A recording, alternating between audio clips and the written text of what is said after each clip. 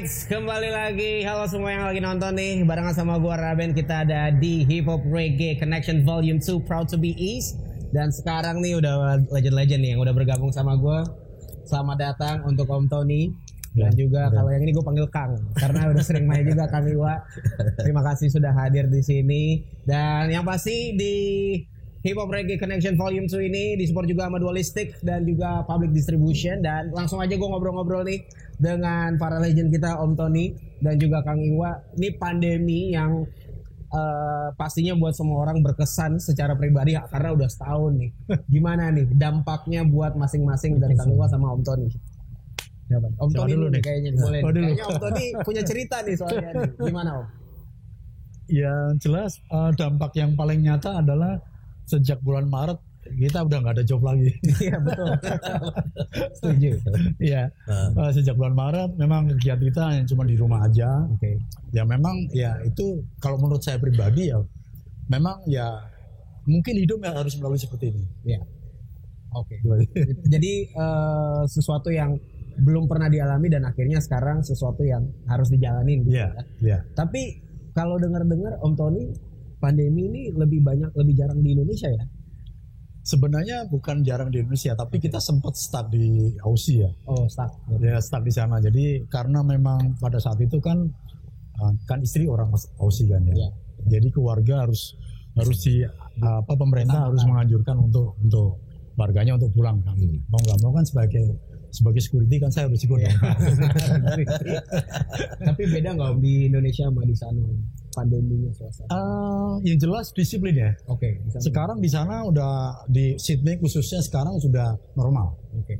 Karena begitu lockdown orang disiplin dan sekarang udah nggak ada kasus lagi. Oh, udah lebih tenang, udah lebih bisa kembali seperti awal. Iya. Sekolah udah normal. Oke. Ya sempat di Melbourne juga sempat naik juga. Waktu saya mau pulang itu sempat 2 bulan sebelum pulang itu sempat ada naik kasus lagi dari kasus perusahaan daging. Akhirnya melebar.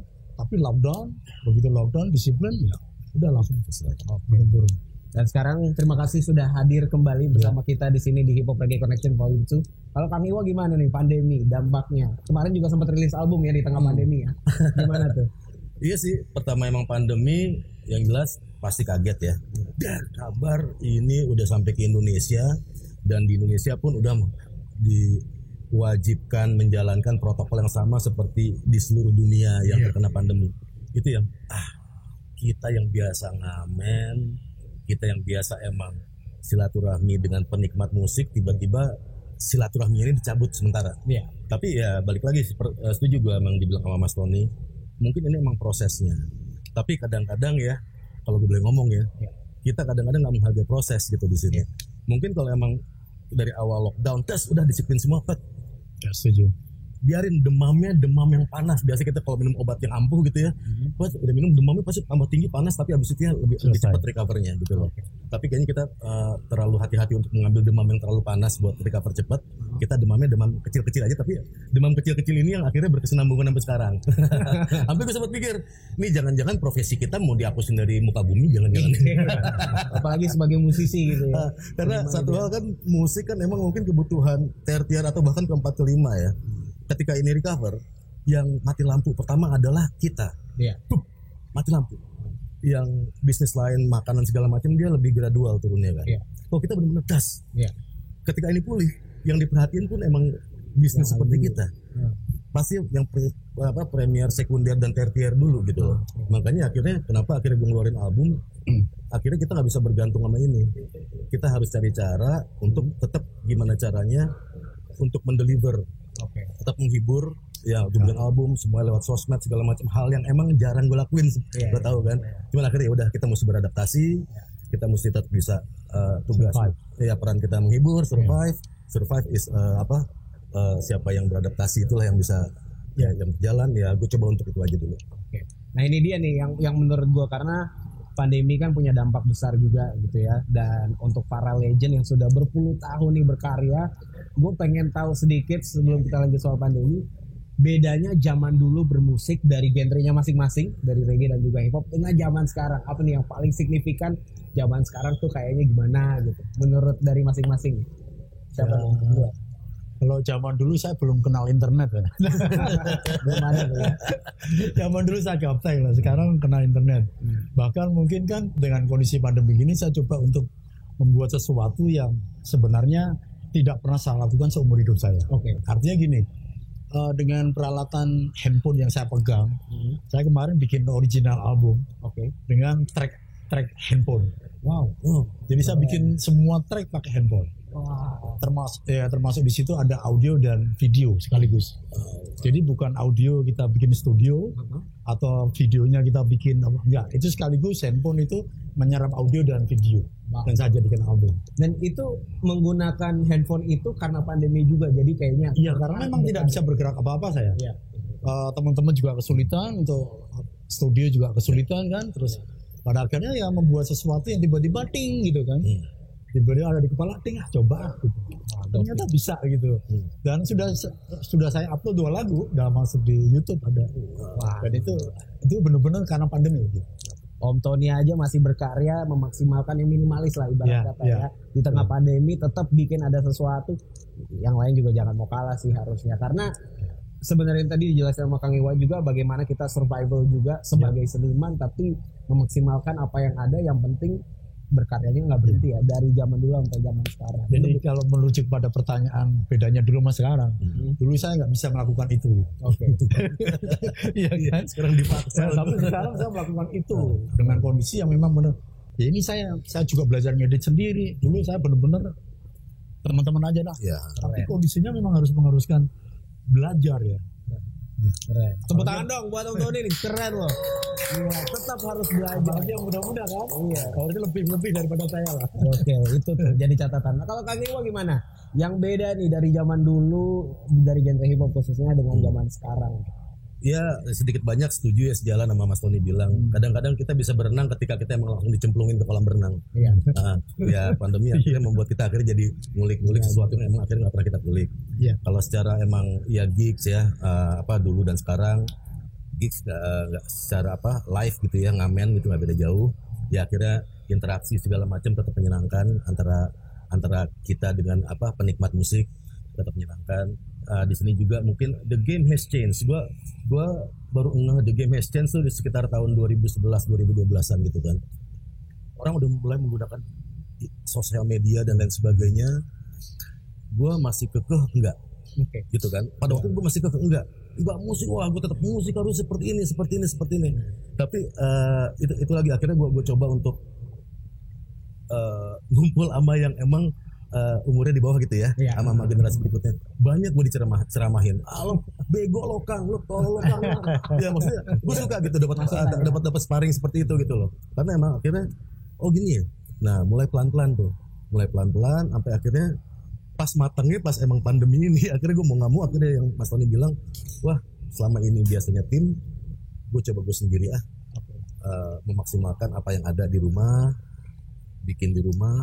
Video klip juga satu album tuh bikinnya di rumah semua, pakai handphone, pakai kamera yang kita punya aja, semuanya.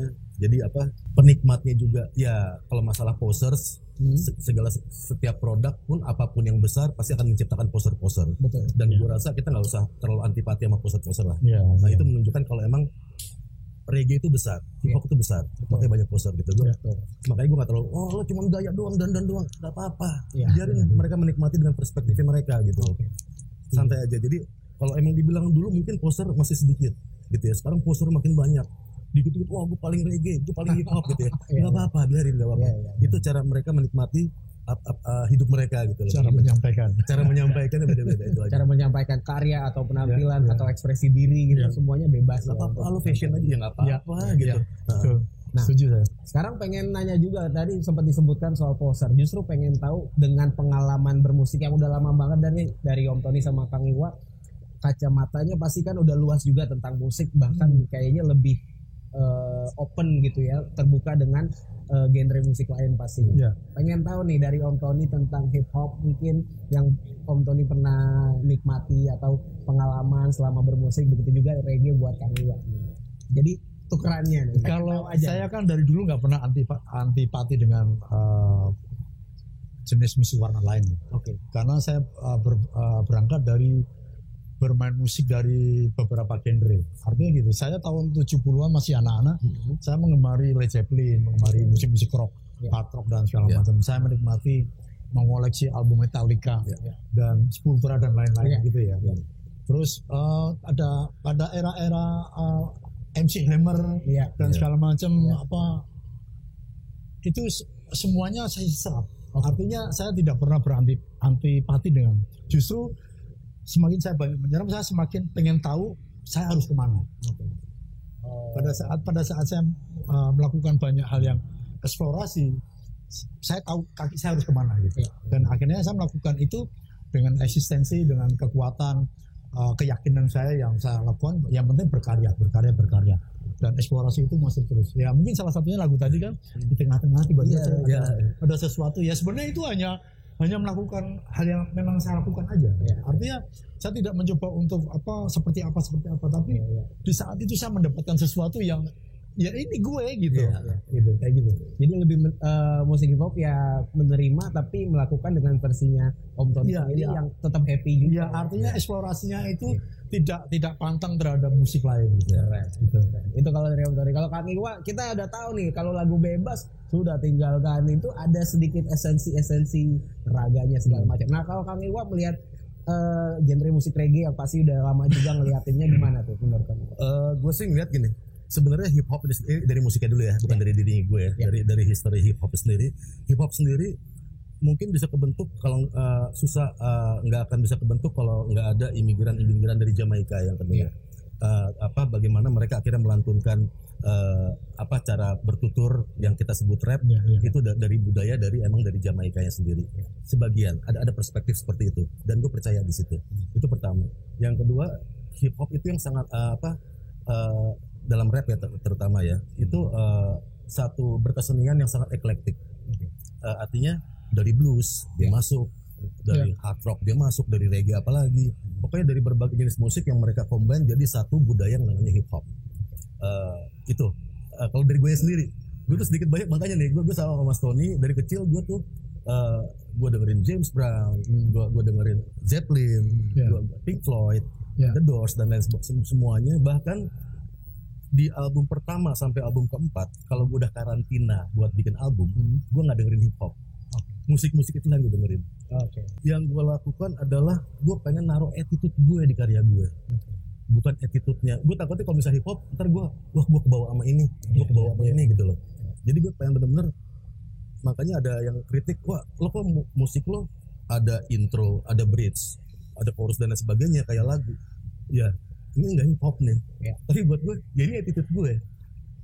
Gue nggak mau emang menjiplak mentah-mentah membawa dengan higienis gitu ya biji benih jeruk California ke Indonesia. Jadi, benih itu pun harus bergaul dengan di tanah sini gitu. Dengan organik yang ada di tanah sini apapun yang kita bawa. Gue belajar itu dari reggae, gue belajar itu dari dangdut, bahkan bagaimana mereka berevolusi di sini, dari rock di sini, rock yang besar, dari balad sendiri. Gue ngeliat di situ, makanya gue ngerasa rap ini sendiri harus bisa berevolusi di sini dengan ya organik yang ada, budaya yang ada di Indonesia. Wow, keren. Nah sekarang pengen tahu nih, kalau ya kacamata saya nih ya Om sama Kang, sering tuh ada regenerasi yang suka mengkotak-kotakan musik. Tapi kalau mendengarkan penjelasan dari Om Tony sama Kang Iwa, justru secara pribadi berusaha untuk mendengarkan musik sebanyak-banyaknya. Nah ada nggak masukan nih dari Om Tony sama Kang Iwa untuk teman-teman yang masih mengkotak-kotakan musik misalnya? Ada nggak? Gimana caranya mereka bisa menikmati musik secara luas gitu? Ya sebenarnya gini ya, kalau boleh mencoba mengkritisi atau membedah ya situasi seperti itu bicara umur, ya bicara umur, tapi juga bicara soal selera. Artinya gini, saya hidup di kampung kumuh dengan generasi dangdut, generasi hard rock dan generasi apapun, generasi kalau orang bilang generasi kelonengan lah ya seperti kayak langgam segala macam, dan itu campur baur dengan saya membayangkan dengan suasana yang tempat saya. Ada kalau malam ada orang nyetel wayang, ada nyetel keroncong, terus sore ada nyetel, pagi ada nyetel hard rock, ada nyetel CCR dan segala macamnya. Terus ada, jadi itu tergantung bagaimana pelakunya kan, gitu. Artinya pelaku itu pada saat dia mendengar musik lain itu antipati atau enggak. Kalau dia antipati pun berarti dia harus belajar banyak tentang bagaimana musik itu di dunia ini tumbuhan gitu kan. Maksudnya bahwa ya musik is musik gitu, bahwa ada orang yang memang seleranya berbeda, ada orang yang memang cara menyerap musiknya juga berbeda. Nah untuk generasi yang para pelaku, ya sejatinya pelaku itu harus menyerap banyak, gitu. Artinya gini, kalau menjadi pendekar ya harus menyerap ilmu di mana-mana. Turun gunung, naik gunung, turun gunung kan gitu kan, pendekar kan gitu kan. Nah itu istilahnya ya. Jadi artinya para musisi-musisi sekarang yang memang pengen menjadi sesuatu yang apa ya, lebih luas lagi, ya memang mereka harus menjadi pendekar itu. Artinya banyak belajar yang pada akhirnya semua ilmu tidak tabu. Ya kalau kita bicara, anggaplah mencoba masuk ke area Bruce Lee lah. Bruce Lee itu kan belajar dari banyak hal, disiplin ya. Dia tantang orang untuk mencari ilmunya gitu. Pada akhirnya ilmu itu dia serap dan dia menciptakan stylenya sendiri. Keren banget nih. Ini setuju banget nih Om Tony. Nah ini kan kalau dari pengalaman Om Tony dan begini. Nah kalau Kang Iwa dari hip hop pasti lebih mengerti juga nih, komunitas suka ada, masih ada juga kan hal seperti itu. Ada ya. Zaman old school, new school, apa segala macam. Kalau dari Kang Iwa gimana nih buat orang-orang yang masih suka ngotak-ngotakin? Satu lagi mungkin dari apa yang Mas Tony bilang, gue coba gue rangkum. Kalau emang mau mengkotak-kotakan, jadi kritikus musik aja. Kalau kritikus betul. Itu akan sangat bermanfaat buat knowledge teman-teman penikmat musik. Oke, ada musik ini, musik itu. Ketika emang gue bikin musik pun, wah ini rap kita genrenya apa ya? Itu bukan tugas kita. Itu tugasnya kritikus musik. Kita cuma menyuarakan apa yang kita suarakan. Kita mengekspresikan apa yang kita ekspresikan. Kita nggak usah pusing dengan apa yang kita bawain. Kita masuk genre apa ya? Karena banyak subgenre kan di hip hop sekarang kan. Nggak usah peduli, lu berkarya aja, udah itu biarin kritikus musik. Mengenai apa pengkotakan dari pelakunya sendiri, gue rasa itu akan jadi blunder buat pelaku ya. Karena artinya pertama akan jadi sempit. Lu berkarya, wah gue kalau kesini gue salah nih, gue terlalu kanan gue salah nih, terlalu kiri gue salah, terlalu atas gue salah, terlalu bawah gue salah, gue harus di sini karena buat gue adalah genre gue ini. Sayang banget. Ya kalau kita tahu drummernya Jimi Hendrix juga drummer jazz kok. Artinya ya kita tahu wah dia rock dan segala, dia drummer jazz, dia mengcombine semua, akhirnya jadi attitude-nya Jimi Hendrix sendiri and the experience. Jadi banyak wawasan yang emang sayang ketika lo berkarya, ini karya lo sendiri tapi lo taruh attitude orang lain gitu loh. sayang banget. Taruhlah attitude lo sendiri, perspektif lo sendiri dalam melihat sesuatu, melihat hidup dan lain sebagainya. Itu aja Pak, simple. Ya kalau boleh meminjam Louis Armstrong bilang kan musik cuma ada dua. Enak sama nggak enak. Setuju. Itu keren tuh. Enak sama nggak enak udah paling simpel. Apapun genrenya sebenarnya. Musik old school, new school, segala macam, musik lama, musik baru. Jimi Hendrix juga pernah ngomong di Woodstock tuh sama yang di Louis Armstrong bilang tuh. Nggak ada musik lama, nggak ada musik baru. Yang ada musik enak apa nggak enak, udah itu aja.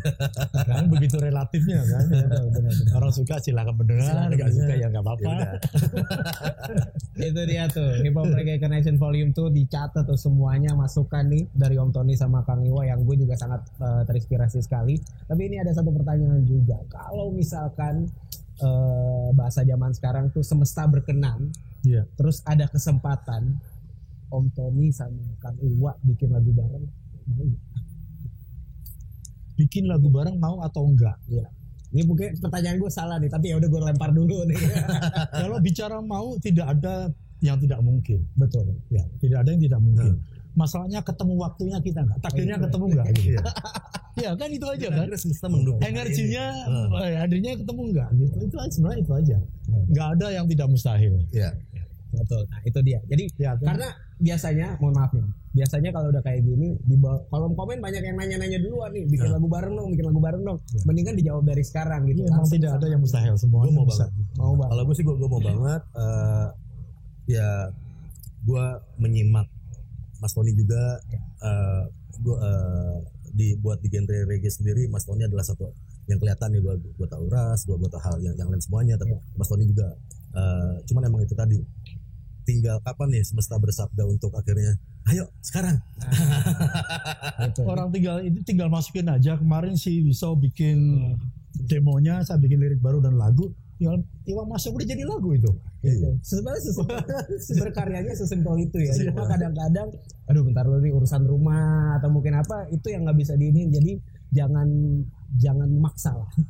Tapi kalau emang udah passion sih kadang-kadang ya sambil ngerjain urusan rumah segala macam gak ada masalah sih. Oke. Toto dapat aja. Itu bukan kayaknya kalau dalam konteks pekerjaan atau sebuah passion ya. Passion kayaknya nggak ada deh. Urusan dengan itu. Passion pasti dalam kondisi apapun bisa dikerjakan. Ya itu dia. Karena saya yang baru berumah tangga, jadi saya masih belajar om. Jadi ini catatan penting, kalau emang udah passion, nggak ada masalah, pasti dibikin ada waktunya ya. Begitu juga teman-teman kalau mau berkarya, baik teman-teman musik hip hop atau reggae, kalau emang udah passion, berkarya aja, nunjukin hip hop dan reggae di Indonesia nggak kalah dengan negara lain. Seperti itu. Selamat menikmati dunia baru. Terima kasih ya Bro. Udah jangan nih. Dan kayaknya langsung ya kita nih ada giveaway sedikit buat tamu-tamu kita. Oh, ada Red Hot Chili Pepper. Ada nih. Yang ini giveaway. Udah ada tulisannya. Ini buat Om Tony. Ya. Sama Thank you. Terima kasih. Ini buat Kang Iwa. Thank you. Tapi ada lagi. Ini kesempatan yang ini harus dibuka. Oh gitu. Ya, yang ini harus dibuka supaya dilihat langsung. Terima kasih. Nah, Dibuka. Om Tony. Kotaknya. Kotaknya. Ini kemarin nongol sama Wendy Cagur gini bercanda aja nih. Gila keracunan. Oke, ini dia nih. Yes. Ini persembahan juga dari Public Distribution dan juga Dualistic. Ya, terima kasih. Yes, selamat menikmati. Dan kayaknya udah selesai juga. Sekali lagi terima kasih buat Om Tony. Terima kasih juga buat Kang Iwa. Sama-sama, Ben. Sehat-sehat terus. Selalu menyenangkan. Yang terbaik kita Amin. tunggu Amin. karya-karya terbaru. Terakhir deh, dalam waktu dekat ada rilisan baru lagi nggak dari Om Tony sama Kang Iwa? Masing-masing maksudnya. Nggak masing-masing juga bisa ya. Ya. Udah sangat memungkinkan nih. Karena kemarin kita sudah bikin contoh. Oh. Sebenarnya tinggal dia lanjutin udah jadi. Udah Oke. jadi. Berarti udah Dan diriku udah jadi sih sebenarnya. justru ini pertama tahu di teman-teman Hip Hop Reggae Connection Volume tuh mereka yang tahu duluan nih. Jadi mereka harus siap-siap ya nungguin ya. Iya. Oke deh kalau gitu. Terima kasih banyak sekali lagi buat Om Tony Q dan juga Kang Iwa. Sampai di sini dulu. That's it untuk kali ini dan sampai ketemu di episode selanjutnya. Thank you. Yang pertama tinggal di halaman hati. Di mana aku berada, aku merasa takkan pernah ada apapun yang dapat ku jalani.